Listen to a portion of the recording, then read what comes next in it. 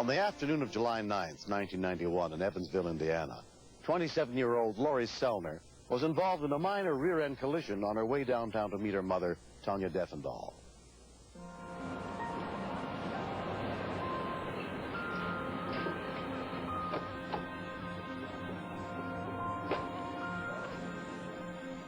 When I walked up to my daughter, I could tell something was wrong. She said someone hit me in the back end, and I think I may have a whiplash or something because the back of my neck is hurting really bad. Also riding in Lori's pickup that day were her 3-year-old son and 6-year-old son, Dustin. We kept on telling her to put her seatbelt on, but she said, no, there's nothing going to happen. Lori never did like to wear a seatbelt.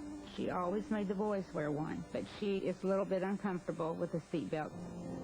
Despite a headache and the pain in her neck, Lori insisted she was all right to make the 15-minute drive to her mother's house to rest.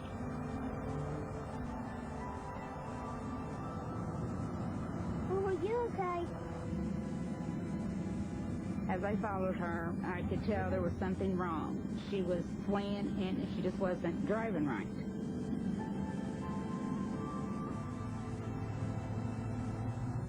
She motioned for me to come up there, so I pulled up beside her. What's wrong? Something's wrong with my tire. Well, let me pull in front, I can get them out.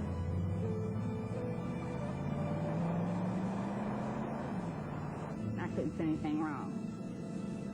I think she knew at the time she was getting sick, but she didn't want to scare me.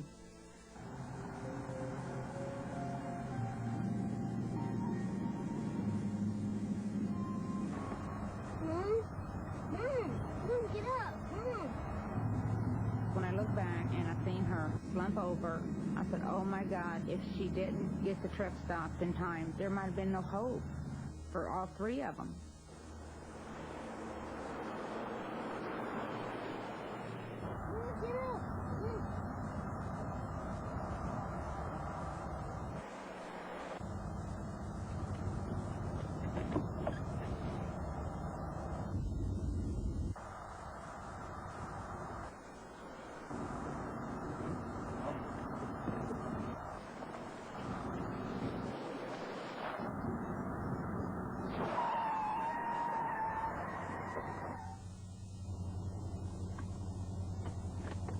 When she fell over, I had tears going down my eye because I thought my mommy was dying.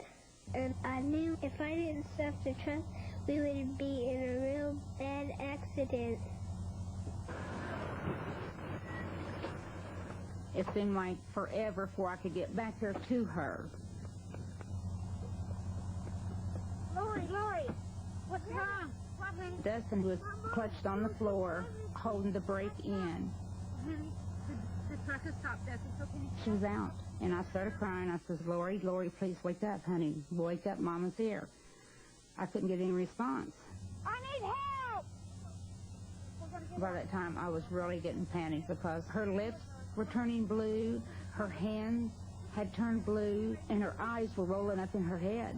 When you see something like that, I mean, you know you're losing your daughter. Lori, I know. I don't know how long. It seemed like forever and ever, but two guys did come by. Something wrong with my daughter. I don't know what it is. She's had a heart attack or what. Just get help. Honey, we got help coming. Okay, we got help coming. The men drove to the nearest house where Gene Gillis lived. Yeah, what can I do for you? This man told me to call 911. There was a lady across the highway he thought was having a heart attack. Attention North Township. We have an Alexandra assistant 66 in. The nearest available ambulance was returning from a call more than 20 miles away. Quarter mile past Posey County line.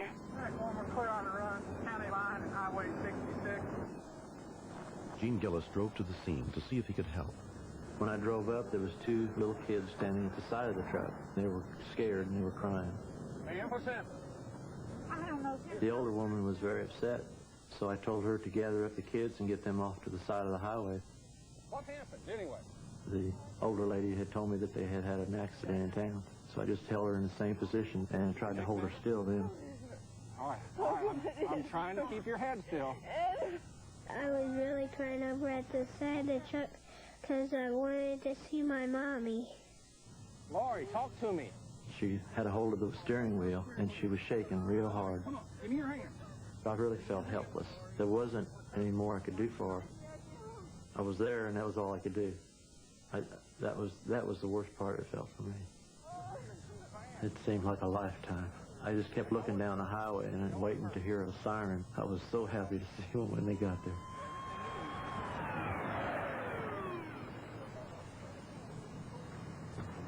Within 12 minutes of the call, paramedic Steve Hoflinger and his partner arrived on the scene. Explaining the neck pain, she's passing out.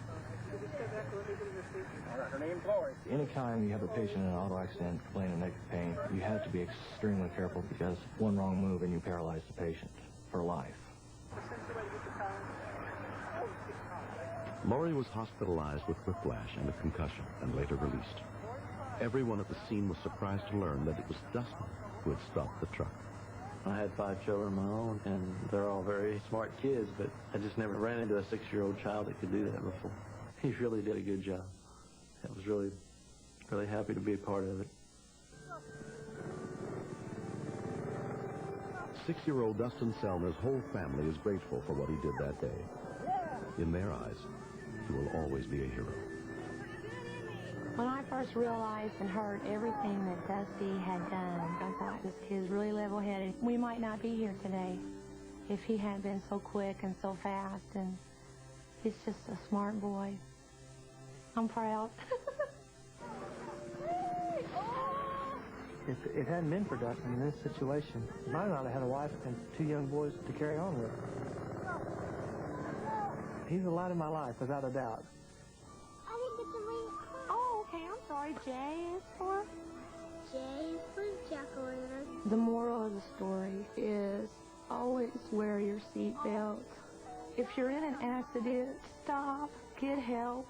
Don't keep driving, because, you know, you might not have that second chance. What's K for? That's Mommy's favorite word. What's K? No, what starts with a K that word? Kisses. I'm glad that my mommy's okay because I love my mommy. Okay, you want to give Mommy another kiss? Because you love me?